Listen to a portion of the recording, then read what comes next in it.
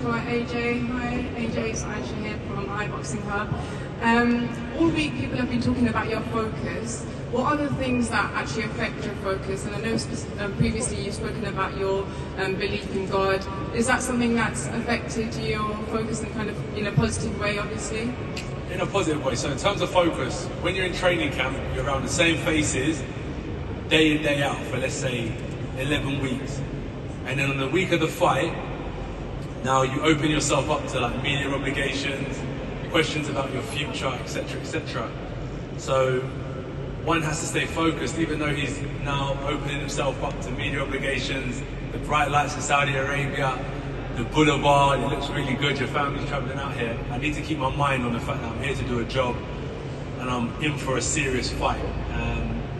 But like with prayer, some people call it meditation, some people call it deep thinking. You keep your mind on track, keep focused.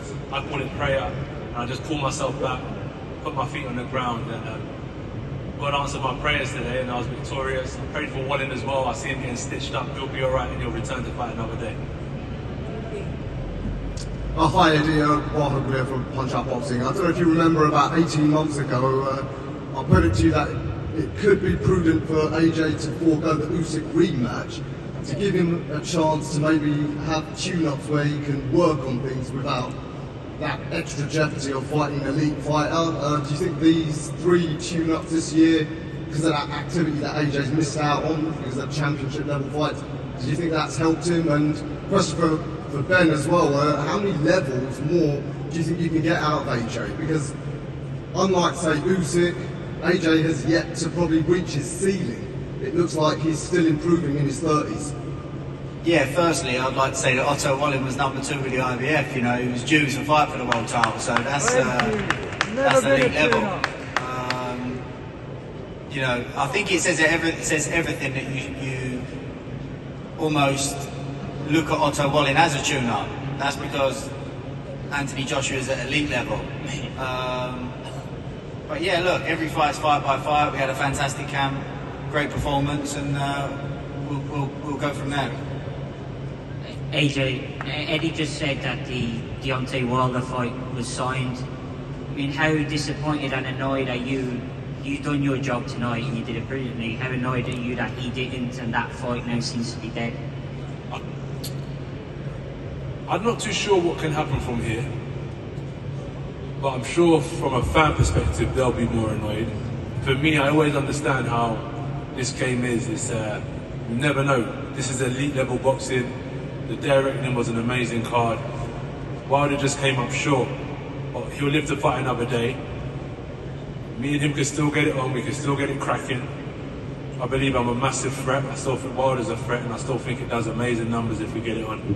But I'll leave that down to my management, trainers, promoters to make the decision. I'm down to fight anyone, whenever, and whoever. Josh, because the Wilder fight was sort of more or less done as most of us knew, you weren't really being pestered about what would happen next. You weren't being asked about retirement, but 2 times in this week you said, if I don't win Saturday, there's no future. Would that have been the end for you if you hadn't won tonight? Oh no, not the end. Like, I think it's amazing what Parker done tonight. He came up short against Joe Joyce and he showed resilience, it pays off. Daniel Dubois came up short a few times, showed resilience, it pays off. You should only give up when that competition within yourself, that competitive spirit dies. So for me personally, I'm a fierce competitor. You can ask my pals, like whether it's spelling games, whether it's chess, whatever it may be, Wordle, we all compete with each other. And I think that you should always try and find that winning streak again, even if you're coming up short a few times. So the win pushes us onto higher heights. That's the great thing about boxing. But if you come short, definitely keep on striving for greatness if you're a competitor. So I would have never given up if I fell short today.